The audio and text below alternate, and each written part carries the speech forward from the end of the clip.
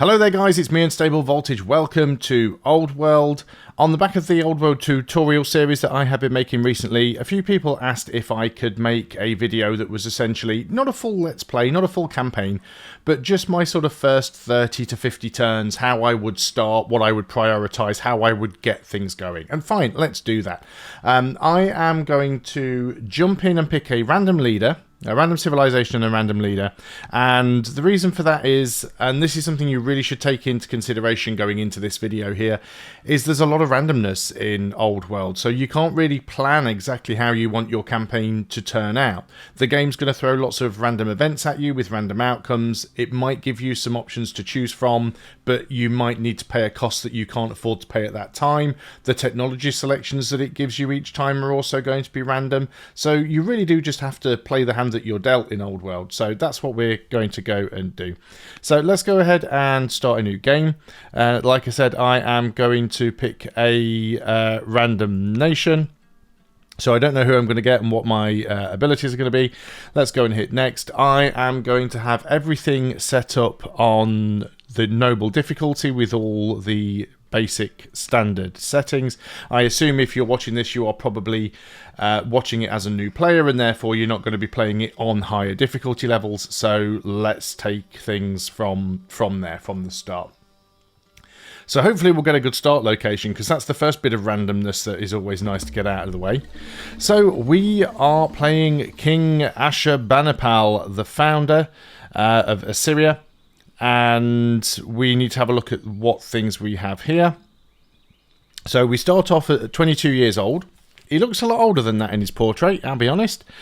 We have an heir who is 27 years old, who's actually my older brother. If we go ahead and have a look at what we have the cognomen. Now, cognomens are basically names that your characters can get that give you extra stuff, basically. So we are called the Founder, and that's giving us an extra 10 legitimacy.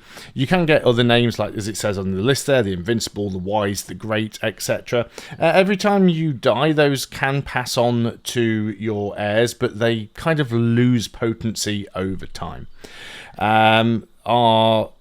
We are a zealot, which is our archetype, so we can be a general or a chancellor, which is quite kind of useful. As a general, units cannot die with more than one hit point, which basically means you cannot be taken down to... a unit cannot basically be killed unless it has one hit point when it is hit. Can apply enlist next kill, which these don't always stay open when you want them to. Enlist next kill to this unit for 3 years costs 400 civic. So basically, if we kill a unit, and if he's a general of an army and we use him to kill a unit, and we've got that active, basically that unit becomes ours, the unit that we kill. I'm not going to go through all of these things here. He's also educated, so he gets some extra science per turn, which is quite nice. He's got okay wisdom, and he's got very good courage, which gives us quite a lot of extra training. So that's probably what we want to be playing into.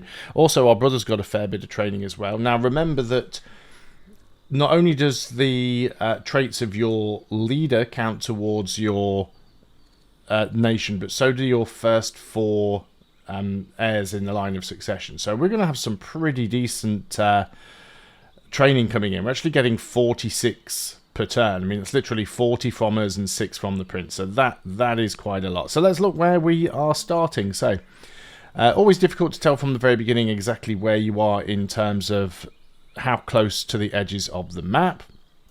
We're on a river. We've got double barley here, so some good farm spots. They're adjacent as well, so we get the adjacency bonuses for those. We do have some marble, so that's some salt down here, which is going to be really good for us. We've got a lot of mountains. Now, the mountains themselves, not that useful. However, quarries built at the base of mountains do produce more stone.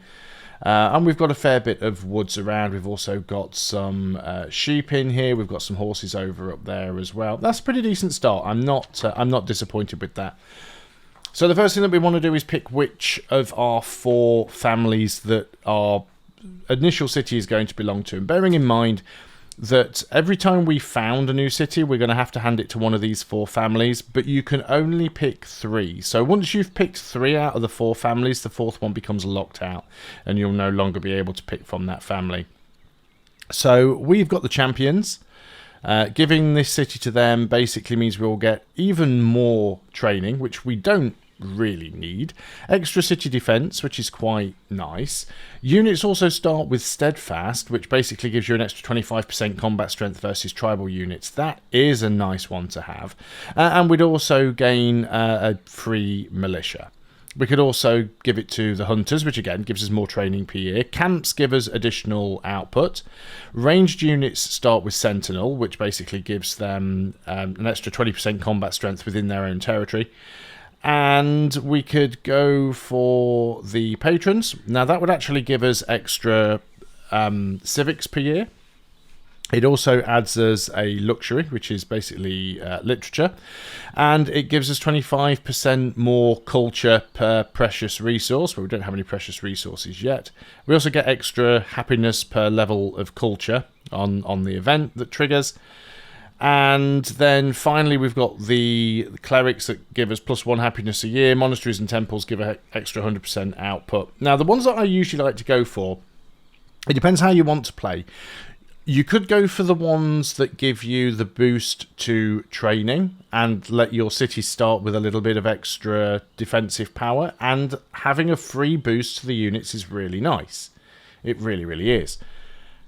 However, and getting the free militia is nice as well. However, we've got really decent training coming in. So I think a good option to start with is any that gives you additional civics and additional culture. Because one of the things that you're going to want to do is be able to start building wonders. Now, wonders are basically unlocked by increasing the culture level of a city. So anything that helps that city gain culture is going to be really useful. And you also, a lot of the upgrades that you do in your city when it comes to specialists are paid for in civics. So it's a lot easier to get training than it is to get civics and luxury is what I'm trying to say. So we're going to go ahead and we're going to found this and give it to the patrons. So this is our starting city now. So instantly we get our first event. We get a new court minister. Tally. I'm never going to get any of these names right, so just make your peace with it and be prepared that it's going to get worse. So they've joined our court. Her aptitude in matters of state will keep Syria moving forward. So she's a court minister. She does cost us 5 gold per turn, which is not great. So let's get her in. We're not going to do anything with her just yet. We've got some sciences that we can pick from here. So we actually start here with a slinger instead of a warrior. And that's because we don't start with ironworking. If we were playing as Rome, for example, Rome start with ironworking. So they usually start with a warrior. But we're starting with a slinger. We've got the research for stone cutting as well, which is really, really useful if we want to get some bonuses in quarries and divination. I'm going to go ahead and get ironworking because we are going to want to get some military units out. I could already see we've got a barbarian camp up here to the north. So your first city also starts with a garrison. Garrisons are really important because it allows you to appoint a governor to a city. You need to have a military building in order to be able to appoint a governor. And I think what we're probably going to do is put this minister in straight away because she will actually give us +2 culture and plus 5.6 civics per turn. So let's go ahead and put her straight in there. We're going to leave our ruler unemployed so that we can potentially put him in charge of the army. No point doing that just yet.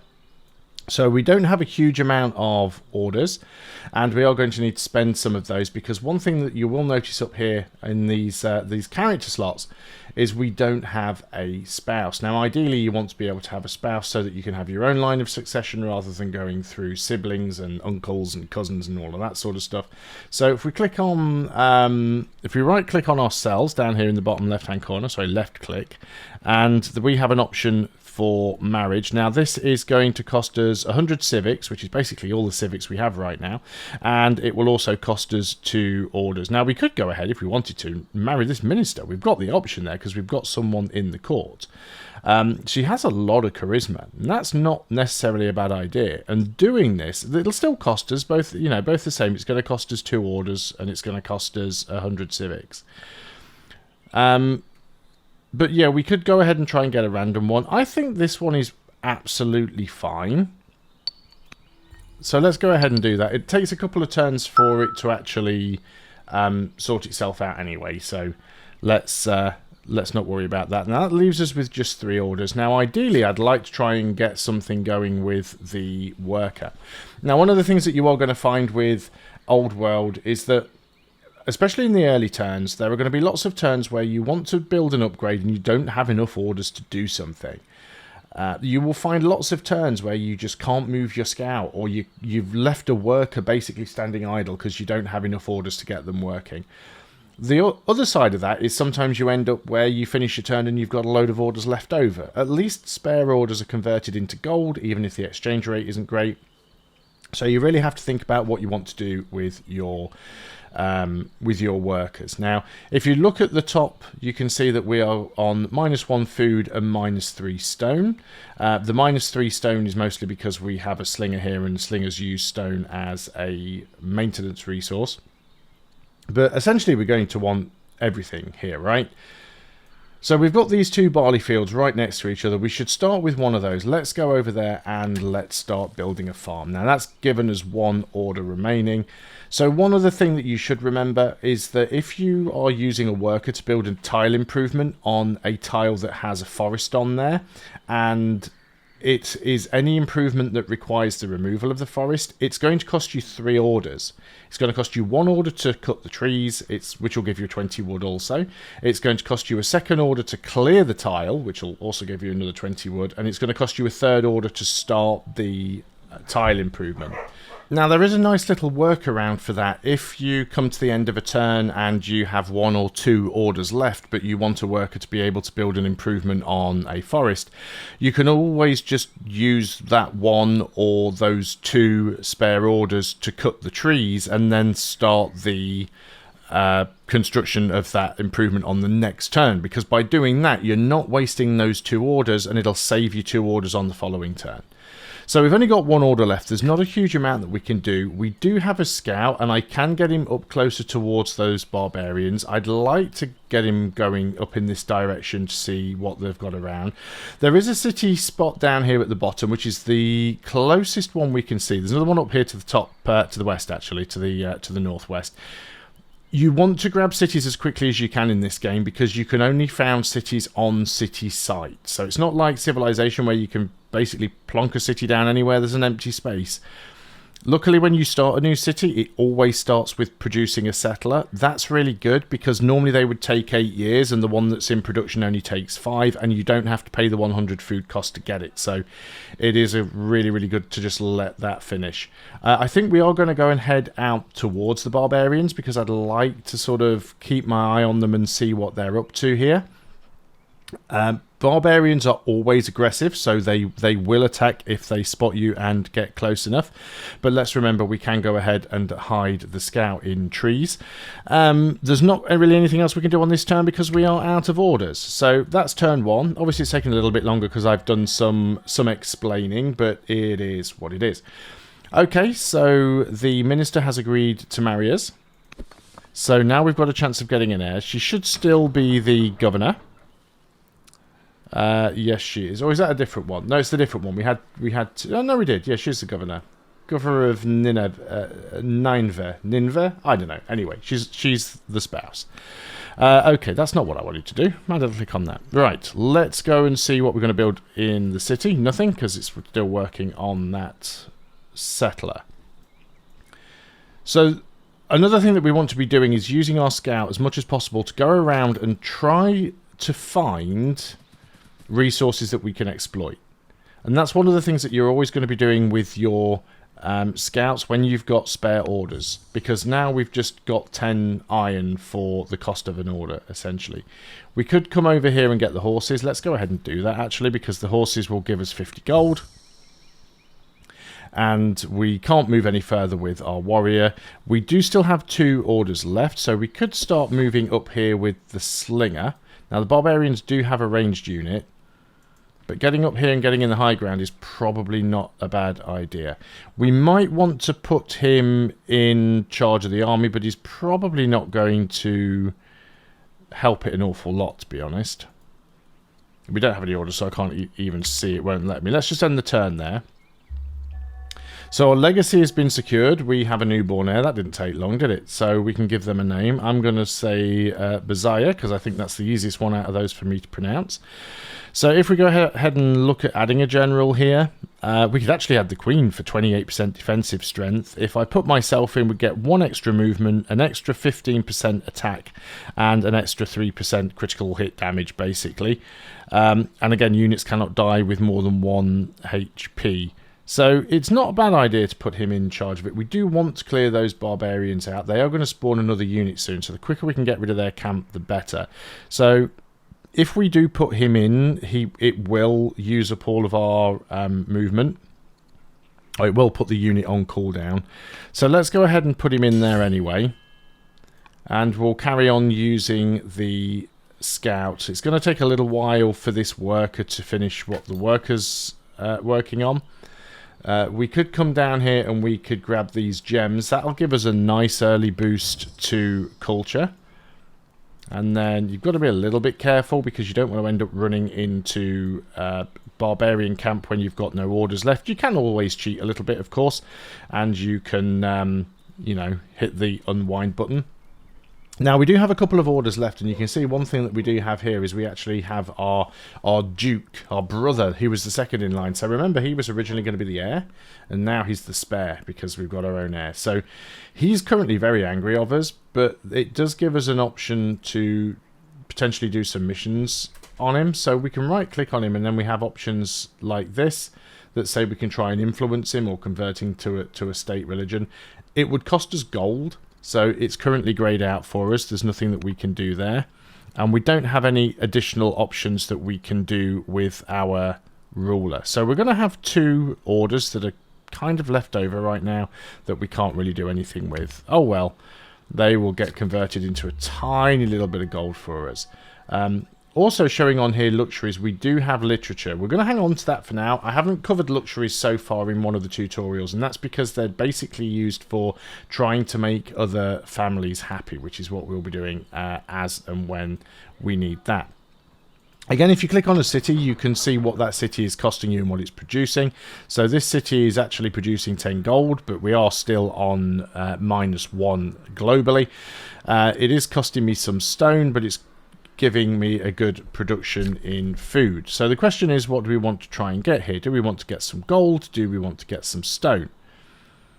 They would both be useful. We could go and attempt to get a granary. Now, granaries are really, really good early on because it's going to cost us a little bit of wood, but it will give us some growth, and we really want to get growth. So I think we're actually going to go over here and do that. There's lots of things that we need to build. So we're going to go ahead and get the granary here. Now that's going to cost us some wood. Remember, wood is the hardest thing to obtain at the beginning of the game because we don't have access at the beginning to lumber mills, which means that the only way we can get wood is by cutting trees. But we're going to cut these trees down anyway. Now you can see we've currently got 8 orders.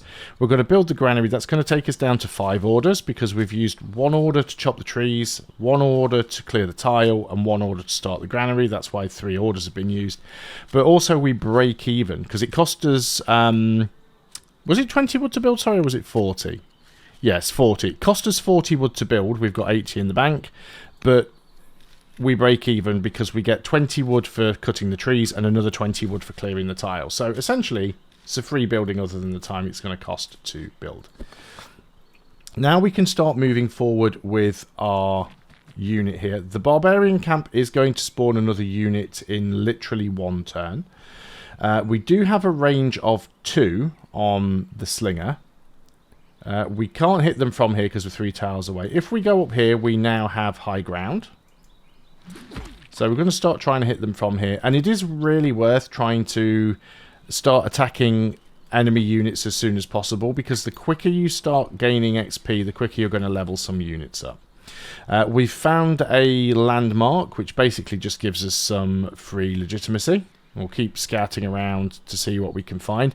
Legitimacy is going to affect the amount of orders that we have to use per turn. So anything that helps with legitimacy is great. Now that is a ranged unit. It is going to attack. And there you go. We can see they have now spawned an additional unit.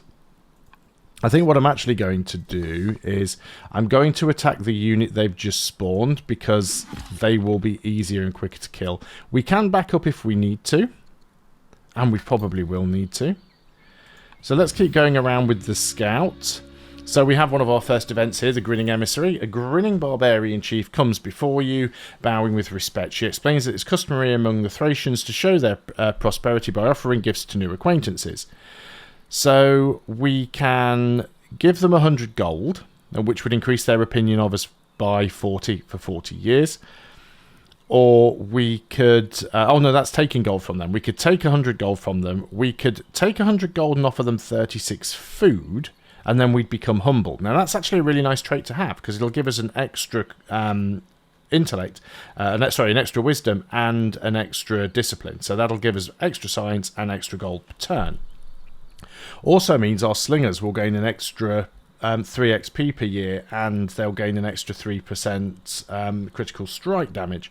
Or our loyalty can't be bought. We can basically get some legitimacy by declaring war on them. We've got some decent food income right now, so I think giving them 36 food isn't terrible. And that will basically make us stronger. Let's go ahead and get the horses. There's another 26 gold.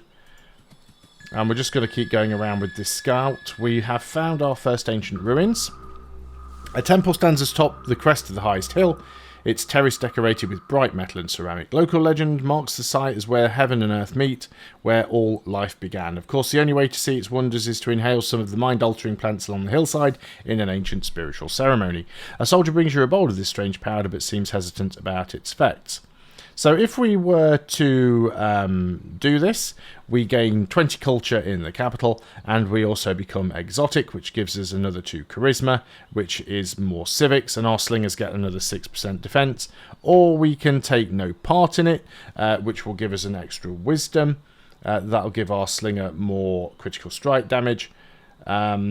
And gives us another event. So in an event that would grant a trait that is strength or weakness, the character is already at the maximum of 3 strengths or 3 weaknesses, then the event will modify the character's attributes instead. So I think we'll actually take the charisma. I think that's going to be really, really good for us, because we didn't really have a lot to begin with. We're now a more well-rounded character, and that's going to make our slinger stronger. It's going to give us a bit more defense, so hopefully we'll be able to survive the onslaught there. We still have 3 orders remaining.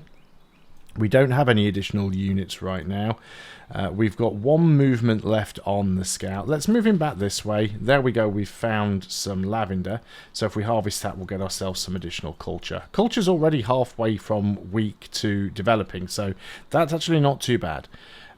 We can't do anything else. We could force march, but there really isn't a lot of point. So we'll just let that go in as gold. So yeah, we take a little bit of damage there. That was unpleasant. Now, if you've watched my tutorial series, you will know that I said a damaged unit is... a damaged unit does just as much damage as a full health unit, so it's worth trying to take them out. We did actually get that on a crit. And hopefully I'm far enough back now that he isn't going to be able to attack me on this turn. It's going to be 6 turns before he produces a new unit, so we might be okay there. We now have our settler. We have to decide whether we want this city site up here or whether we want this city site down here. Both are potentially good options. I can't see what's going on up here, but I think this might be the one that I grab. Remember, you don't have to grab the actual city site tile. You can grab any of the tiles that are basically urban tiles. I could force march on there, but I'm not going to worry about doing that just yet. Our scout is going to move over here. We've found the Numidians. We've also found a landmark, so there's some extra legitimacy. An emissary of the Numidian people is present at your court. They bring greetings from Queen Dassin and a small gift of intricately carved bone dice in the Numidian manner. So we can accept the gift, and then she becomes influenced by us. and we acquire the bone dice, and it gives us a mission called Gamble. Or we can reject the gift, where we gain 1 legitimacy and she won't like us. Or we can send back the emissary's head, which will automatically declare war on them. It's never a bad idea to declare war on some of the tribal sites that you find, because they generally don't come after you to attack you if you're not really close to them. But they might. I think it's fine here. We'll just reject the gift and take the +1 legitimacy. They're not hostile, so they're not going to attack me. So let's get some culture. And we'll just sort of work our way around. Hide in the forest there. We can grab this city site. Now we've used all of our orders. We do have a city that is no longer producing anything, because we just finished getting our settler. So we can't get another settler right now because we don't have enough food. It's also worth remembering every time you produce a settler, the amount of growth production that is required to train that settler goes up. We are certainly going to want another worker at some point, and probably even another scout. But again, it's all about remembering that we only have a limited number of orders. So having 20 different units to move around the map is going to be kind of pointless for us. Same with workers. Even when a worker is busy improving a tile, they are still using orders per turn. We could go ahead and get a slinger. We are definitely going to want to get some more military units, but I'd also like to try and get, if possible, a warrior. We could get the farmer for extra growth and food. That's not a bad idea early on. So let's go ahead and put the farmer in here. We do have the extra citizen to do so. Now, it's also worth remembering that every citizen that your city has as a spare citizen is still costing you food.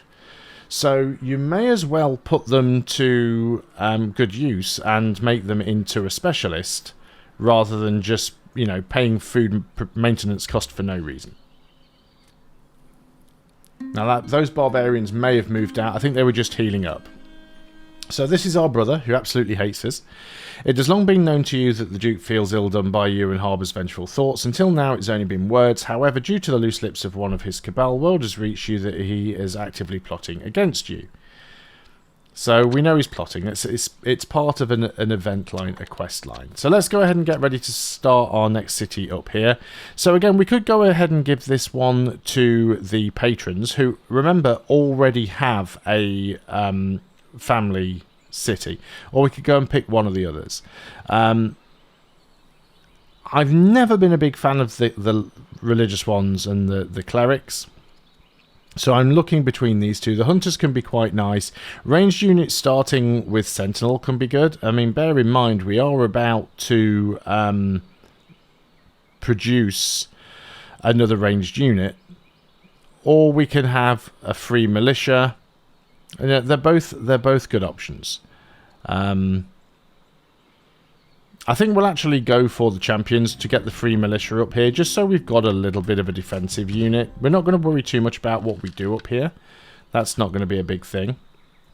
We will have to produce something in this city, and I think what we're basically going to do is get a worker. Now, remember, one of the things that I did say in one of the previous tutorial videos is that workers are family specific. You can use a worker on any tile within your civilization, but they will take longer to build an improvement if they're in another family's city.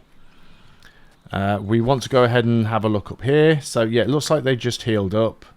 So we should be able to take them out before they can take us out. We're not doing a huge amount of damage to them, but I think I can do more damage to them than they can do to me, hopefully. If not, we'll back out of there as much as possible. We're going to go ahead and put the militia on sentry, and we'll have a look around and see what we can do with this scout. So we'll run on there and claim the city site. And we found some iron. I can't do anything with it on this turn. We do get some food by moving onto it, but I can't go and harvest it. There's also a load of sugrum here that we can harvest for food, so we can grab all of those on the next turn, potentially. And that's all that we can really do. Yeah, this guy's on minus 200 now. He really, really hates me. Maybe we'll need to do something with that sooner rather than later. So there we go. We are getting attacked by these barbarians. They're only doing 3 damage per attack. Our brother has now given birth to a daughter. And we've got an event, Legacy of the King. Assyria is held together by the legitimacy of your dynasty. Those with the ambition and the heritage to rule, all eyes are on you now and will steer the nation. What will you aim for? What legacy do you wish to leave behind? So legacies are an important thing in Old World. Basically, they are a way to gain legitimacy, but they're also a way to win the game, because if you get 10 legacies completed, you win. So basically, a legacy is a mission. It's a quest. It's something that you have to do. So we've got one here, which is to start to control 5 specialists, to promote a unit 5 times. I don't think that... Yeah, promote units. It doesn't have to be one unit promoted 5 times, just 5 promotions in total. Produce 500 stone, or we can pick another one later. So the stone's probably a little bit out of the question at the moment because we have a deficit. We're probably not going to do a load of promotions. Specialists is probably more likely, so let's go with that. And now you can see that that ambition has appeared here. 0 out of 10. And you basically have the entire lifetime of that ruler to produce, to complete that ambition. If the ruler dies, the ambition becomes a legacy, and the new ruler has 20 turns to complete it. So it's not an automatic fail if your leader dies. Our worker is now finished. It's giving us some options. It's suggesting we build a barracks. We do already have a garrison here. A barracks wouldn't be a bad idea, but it is going to cost us some stone. Getting the mine on the marble's not a bad idea. It'll give us some culture and it will give us some salt. We do want to start getting some mines down here though, because the iron and the wood and stuff is not going to last forever. So let's go ahead and take our military unit.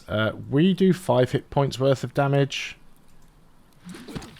We're getting some extra XP as well. Remember, if we level up naturally and we pick a promotion, it won't put us into cooldown, which means we'll be able to promote and attack. So let's go ahead and harvest this ore. There's some iron. We'll get the sorghum, which gives us some food. And then we'll get this sorghum and we'll move up. Well, we can't, we're out of orders now, so that's all we can do there. I just want to keep my eye on these barbarians. So we've discovered iron working. And keen to indulge in the pleasures of the flesh, oligarch of the our second city is wanton. So he doesn't really have any discipline, but he does have some charisma. That is fine. These guys have 5 hit points. I'm not necessarily sure we're going to survive this if we stand here, so I'm going to back up, get into our own territory, and we're going to heal up. So our city has now completed what it was working on. We can get a warrior now, and we probably want to do that. We don't have we have a fair amount of iron in the bank. So let's go ahead and get a warrior. They both start with focus. Yeah, let's go and work on the warrior here for now. And then we can move here and harvest that for some more food.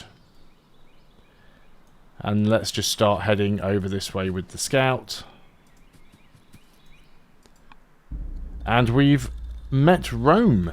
Shouts from the trees. Our men hurry towards the noise and discover an injured Roman lying in the dirt. His companions work frantically to treat his wounds. According to the men, their caravan was transporting goods to the nearest Roman city when they were attacked by bandits.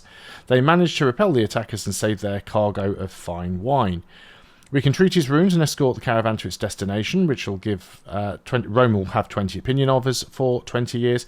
We can negotiate an exchange of protection for goods. So basically they give us 360 gold and we give them 90 training. Or we can kill the Romans and take their cargo. They will lose some opinion of us, but they won't automatically become hostile. But there is a 25% chance that we become greedy, where we'd lose a charisma and we'd lose a discipline. Not necessarily something that we want to have. I don't really need the positive opinion, and I think we can afford to spend the 90 training. So let's go ahead and get the gold. That'll be most useful to us.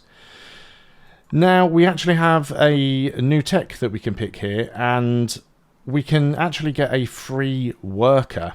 Now, if you discard any of these free resources or free units, once you discard them, they're gone forever. Permanently trashed when discarded. And it's only going to take 3 years. So we are going to go and take it. Again, here's Rome down here. As I was saying, Oh, Rome have really pushed out there. Just looking on the mini-map, Rome have come all the way up here to claim this city tile. They are really low on health, so we could potentially go over there and steal that tile from them before they get a settler there, but I'm not sure how well that's going to work out. I've also now forgotten what I was talking about previously, but hey-ho, that's the way it goes. Let's end the turn there. So our brother have given birth to a son. Okay, so you can see we've got quite a few people now in the line of succession.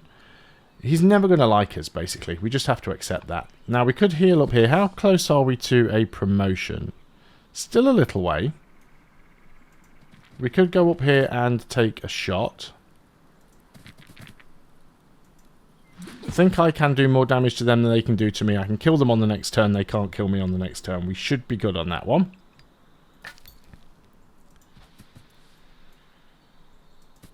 Yeah, this is actually quite a good city site. And as you can see, they do have 2 military units down here. Quite surprising that they've come this far north already. That's a long way for them to send 2 military units. So we are going to end up with Rome on our doorstep, whether we want it or not. You've still got quite a bit of movement left, so let's go ahead and just harvest their horses from them. And then we will... Oh, we'll go over there and we can harvest those sheep on the next turn as well. Okay, end the year. This should take me over to the barbarians, who do some damage but don't get a kill. Let's go and deal with that right now. So, kill the barbarians. That gives us 50 stone. Also gives us a level up. We should be able to move in there on the next turn and just grab that for ourselves. So we will have another city site. We do also want to get ourselves some more settlers out. So we've got to start working on that. We've got a free worker. Now it's suggesting a mine here for iron. A quarry for stone would probably be better for us. We have a wonder that we could build here. Now, wonders are nice because they do give you a lot of culture, but look at that. It costs 600 stone to get this culture. We could do that, but to buy the stone, it would cost me 2,220 gold. So we don't have the gold to build that. Could we potentially build a quarry anywhere? I think we can only get mines right now, can't we? Because we don't have the stone cutting. So we probably want to get some mines. So the mine on the hill will be the best option, because that'll give us 8 iron per turn. Our scout is going to harvest the sheep. That gives us some more food. Go ahead and harvest your wheat. More food. And we can come over here. We have met the Scythians. Our scouts have identified a Scythian settlement in nearby wilderness. Their camp appears to be temporary and is likely part of a larger migration. We can gain 6 orders or gain a militia for 120 training. I don't think we need the militia. I don't need the orders either. I've got a lot of training. Let's get the free militia. You're going to go ahead and harvest that lavender. And let's just start looking over here. We found another landmark. Excellent. More legitimacy. And he can't move any further. Okay. We still have 2 orders remaining. We've got a militia over here now. I might just start moving this militia down this way to claim this city site, as we know the Romans are heading this way. So let's go on to the next turn. So we've discovered a free worker. And our brother has gained 1 charisma. Okay. So the first thing we're going to do is move over here onto this city site and claim it. We're also going to give you your promotion. What would be a good one to give you? Guard is nice, gives you some extra defensive strength. Eagle Eye is nice because that leads to Marksman, which gives you an extra +1 range. So I think giving you Eagle Eye is good. And yeah, we'll just leave you there. Now we get to pick our next tech. Let's go ahead and do that. We've got the option to pick up archers here nice and early on, but we really want to get stone cutting because we want to be able to get the quarries as quickly as possible. The game's actually recommending divination so that we can get shrines, and while shrines are great, you need stone to build them, so we're going to go ahead and get quarries. Yeah, this militia is going to come down here just to sit on that city-state site. Let's put them on sentry, because I really feel like I should have another couple of cities by now. We can put one here. So we've got 1 city site. There's a second one. I thought I saw a third one nearby. Oh, we've got a ruin here that we can grab. Thought I saw another city site. Not to worry, we will expand. So we've got our free worker. What are we going to do with them now? We can get another farm over here. It's probably what we should be doing. We could go over here and help this one, but you are producing a worker and you'll be along in the next turn. So let's go ahead and get a farm. Cost us a little bit more wood. We are really getting through the wood. I dislike having to purchase wood because it does drive the price up and we may need more later. You guys are just going to go on... Well, what we could do is... yeah, we'll actually just put you on sentry mode. Not necessarily sure anything's going to come over and attack you, but you never know. And we found some horses and we've got some more lavender over there. So what's our city up to now? It goes to the closest city, actually. So this is actually going to our new city. I'm going to start bringing this scout back over here so we can grab this this temple. Babylonia's begun construction on the Hanging Gardens. And our son is old enough now to be tutored by courtiers. So we can actually choose what his education is. It would be nice to get him some... I tend to go philosophy to try and get wisdom so we can improve our tech game. It always just feels like it's the best option to me. Let's come over here with this worker and start by getting a mine. If we build the mine here, we'll actually get some wood. It said we didn't have enough wood to build it, but we have just cut and cleared the trees, which is why it still allowed me to do it. Scout. Oh, wow, yeah, we're going to grab all of this lavender, aren't we? Because, obviously. And we've met more of the Scythians, and we've discovered another landmark. So all of that's helping with legitimacy. We still don't have a huge amount of orders. So this city has now produced a worker. Let's get another settler going. It's going to take 8 years. We have the food to do it. And yeah, there's not an awful lot else we can do. We could move the scout if we have an order remaining, but we do not. Tinderbox. Dry season after dry season in Tushan has brought woe and worry to the locals. Trees and houses alike await perhaps only a spark to blaze into towering fires.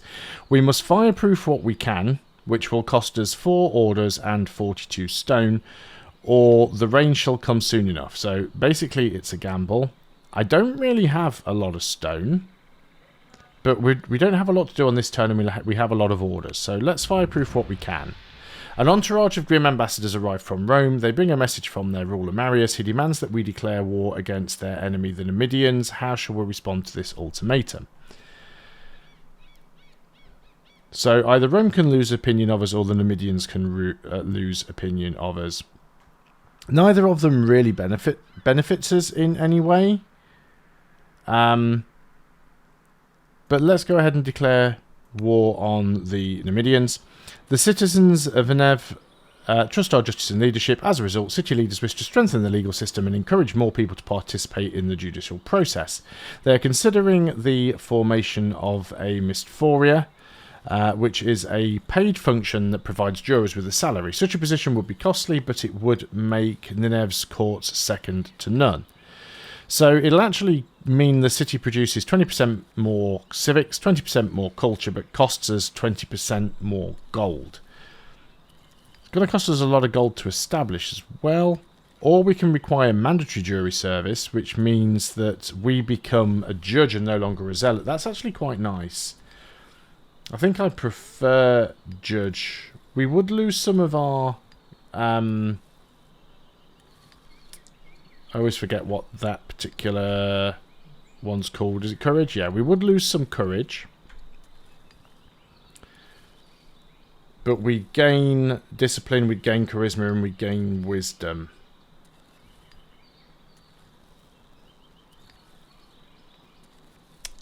Or we can stay out of the legal system and gain 12 orders. An opinion goes down for legal code. So legal code is a law. Laws can be accessed via this button here.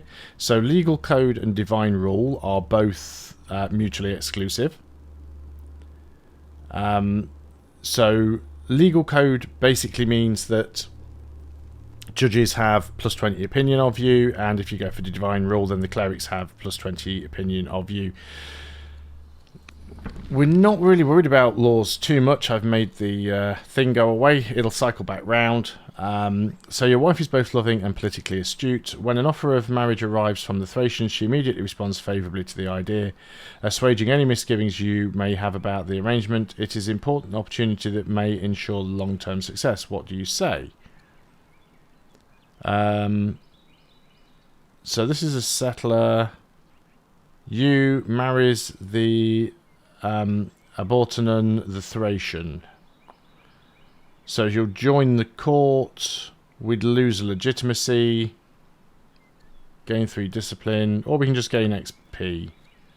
Let's give it a go. So now we have a queen consort as well, who is giving us some extra money. Okay. Let's start moving over here with the scout. Just checking down here that we don't have any workers or military units that have anything pending.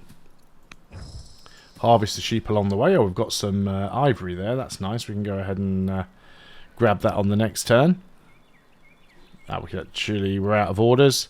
So here's the paid function. So do we want to pay this to boost towards legal code?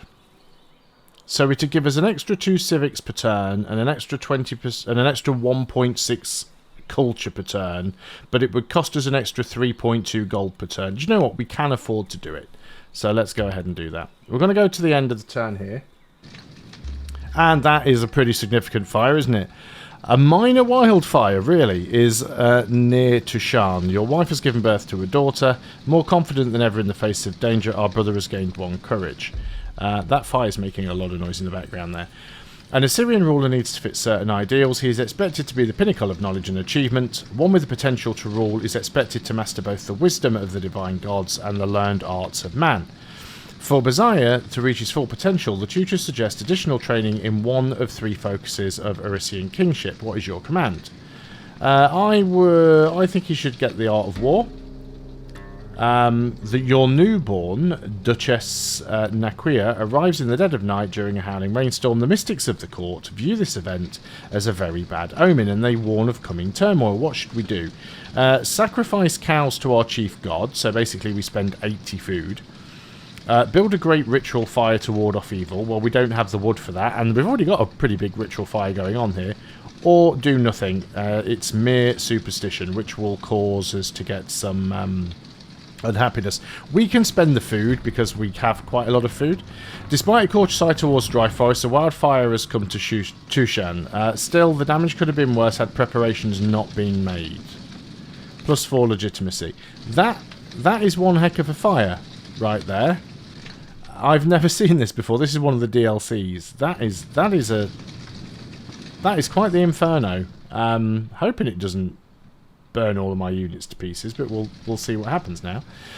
So we've got 2 idle workers that we want to be doing something with. One is suggesting building another farm over here. I'm all for building farms. That's going to go ahead and give us some more wood.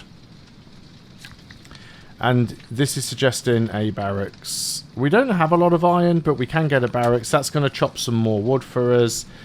So wood is going to be a problem very soon. So is stone and a lot of other things. We're going to go over here with this scout. We didn't move very far with the scout at all this year because we didn't have the orders to do so. Ah, this belongs to somebody. This is Babylon because I just recognise the colour. So we're closer to Babylon than we are to Rome.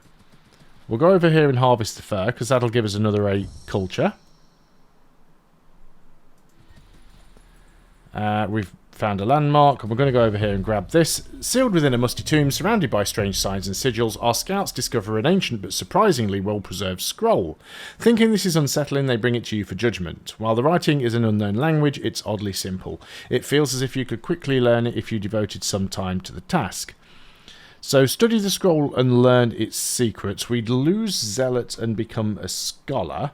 So we'd gain 4 wisdom, but we'd lose 4 courage. We'd be able to serve as a spy master. We'd unlock inquiry as a governor. As a leader, we can redraw texts. Gives us a mission, can lead to future events. Or we can find someone to decipher it, which gives us a new court scholar. Or we can destroy it, which would give us 4 legitimacy. I mean, a scholar can be useful. We do have more cities. A new court scholar has joined the court. His curiosity and insight will aid us here in unraveling the mysteries of the world. Can we put a governor in here? Well, we don't have a military building yet, so we can't do that yet. Anyway, so basically all of the trees have burned down around this city. That's not great. Let's go ahead and make sure that we can build something useful over here. Food is not too bad. Stone is still a problem, but we're working on stone cutting. Obviously, trees are a problem as well. Yeah, let's go ahead over here and just go grab a farm. Let's just go ahead and check our events first, because some of them do require orders. So let's save the orders that we've got and see if we can actually use them. Our scouts encounter a party of Babylonian soldiers, whipping a man bound by his wrists and ankles. The warriors accuse the man of inciting rebellion, of stalking members of the royal family, and attempting to infiltrate the treasury. However, the victim insists that he is innocent of the crimes. The Babylonians urge your men to move along and mind their business. We can follow their advice, which will give Babylonia 40 positive opinion of us, but there's a 25% chance that we become cruel, which would basically reduce our growth as a governor. But as a leader, all of our cities would lose 10% growth, which is not great. We don't want to become cruel. We could fight them for possession of the prisoner. And there's a third option here, which we cannot do because it requires us to be regal or thoughtful, which we're not. So we do have this option because we are martial. And that means this particular guy gets 60 opinion of us and becomes a court minister, but Babylonia lose some opinion of us for 40 years. Yes, sure, let's do that. And then we've got a land dispute. So this is the 2 families that we have so far have engaged in a heated land dispute. They claim they have an ancestral right to a particularly productive estate, but we deny their claims. Whose side shall we take? So this is one of those ones where you're basically going to gain opinion of one family and lose opinion of another. We can go ahead and have a look at the families to see what those opinions are.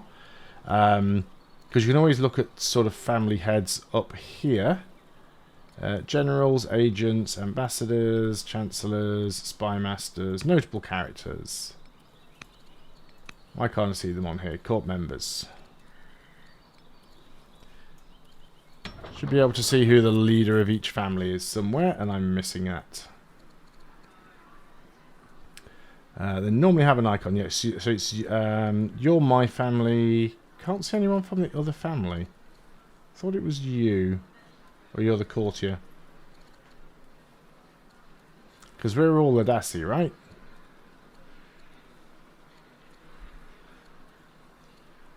Nobody here from another family. I mean, it's not going to make a huge deal of difference which one we pick. So let's just stay friendly with the main family, which is our own family. We've got 2 orders left. Guess we just go north a little bit and see what we can find. You're out of movement. No other units need moving. I think we've possibly got time to fit in one more turn here. We're up to year 17 now, turn 17. So we do now have a warrior.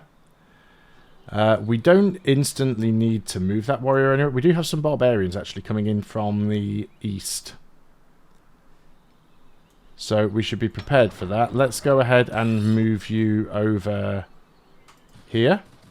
And potentially we'll start fortifying you up. We're going to start working on another settler. Because we have got some tiles that we need to settle. Some cities we need to settle. And we've got our scout. So we'll keep looking around. Very slow through this terrain. That was a quick turn. There wasn't really an awful lot that we could do there. We've now discovered stone cutting. That's great. During his studies, Baziah has been building a rivalry with Banitu. So that's somebody from one of the other families. Writing to you, he complains that Banitu always seems to be one step ahead of in her practice of philosophical thought and reasoning. Bazaya is at a loss on how to catch up. What will you do? Take the time to personally train him, which will give him +1 wisdom. He'll also owe us a favour for the cost of 90 civics, which we do have in the bank. Or we can pay for extra tutoring, spend 240 gold, give him 2 wisdom.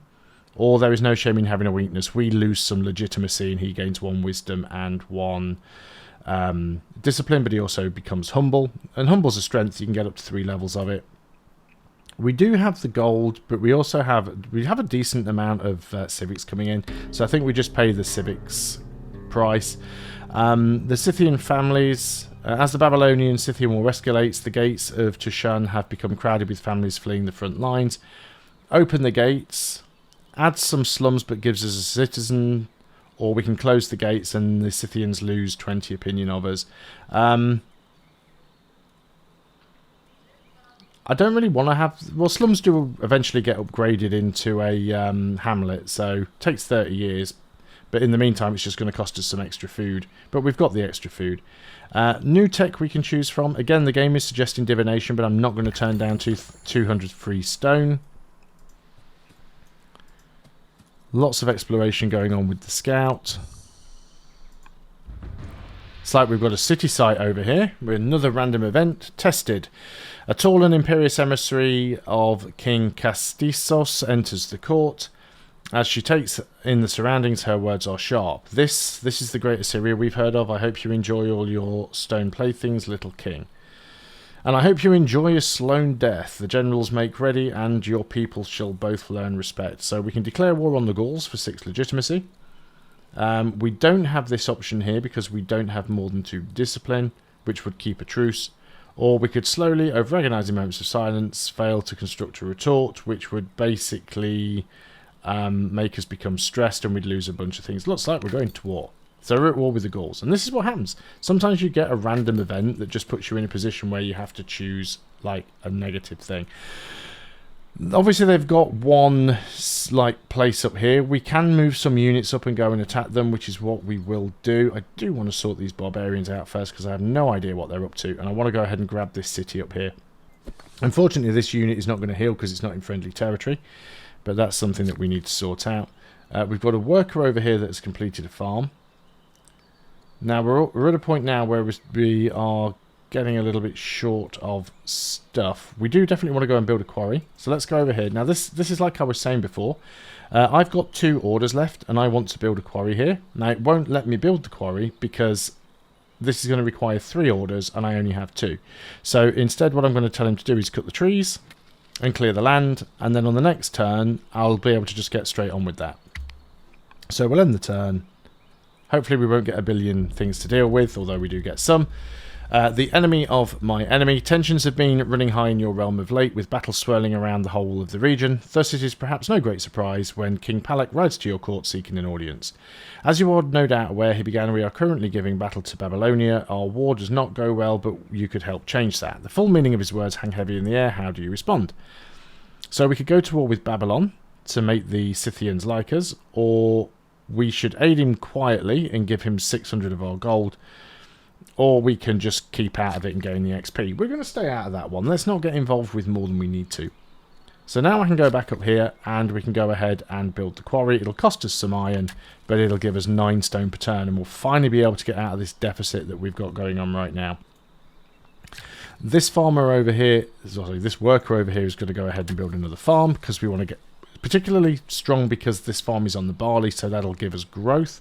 That'll speed up settler production, worker production, militia and scout production, and also the speed with which we get citizens. We have this worker with nothing remaining to do. Again, it's suggesting we build a barracks. We've just built one here. We really don't need another one right now. We certainly could go ahead and build another quarry somewhere and get a +6 quarry here. We get a +7 quarry here. So let's go over there and build a quarry. We do have a an event, the community chest. Impressed by your thoughtful and reserved presence atop the throne, elders from Tushan have come to offer a blessing. They wish to raise you up as an example to all the leaders across Syria. As part of the ritual blessing, they will collect gifts from the community. So if we accept any of these, we lose humble, but we could basically get a boost of 110 food, 100 stone, or 110 wood. But we'd essentially be losing 1 wisdom and 1 discipline, which also means we'd lose some advantages on our slingers.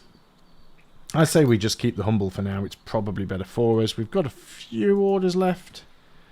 So let's just have a little cheeky look around with our scout here. And there's Babylonia up there. Good to know. But yeah, we've got to deal with those Gauls. Not sure where those barbarians have come from. As soon as this settler's out, we're going to go up here and grab this city site. Then I can free up this slinger to come down. We can deal with these barbarians. We also want to grab this city site as well. I wonder if the Romans did actually ever grab that one. I would say they probably did. It's very rare once the AI puts a unit onto a city site for them to just wander off and leave it. Doesn't mean it won't happen. I have seen it happen before, but it is just very, very rare. This video now has been going for over an hour, so I'm going to end things there. We've got through about 20 turns. Obviously, a lot of it has been with heavy explanation going on. A couple of things that I do want to point out, though, just before we end. We now have 0 stone, and we need 3 stone a month, or 3 stone a turn, which is 3 stone a year, I suppose. We need 3 stone a turn because our slingers and some of our buildings are using it as maintenance. So that basically means that we are essentially buying stone every turn. So for each turn, we are buying 3 stone, each one costing us 5.2 gold. So we're basically spending 15.6 extra gold per turn buying stone. So that's not ideal. But we do have those. We've got a stone boost coming in 1 year. That'll give us 200 stone, and we are building a couple of quarries. So we will dig ourselves out of that hole. So thanks a lot for watching. I hope you found this video useful. Yes, it has been a long one. I'll do another one as well. Get us up to around about turn 40, because people said 30 to 50 turns, so that seems ideal. And then hopefully it'll just give you an idea of how to get things started. So thanks a lot for watching. I'll see you on the next video, and until then, goodbye for now.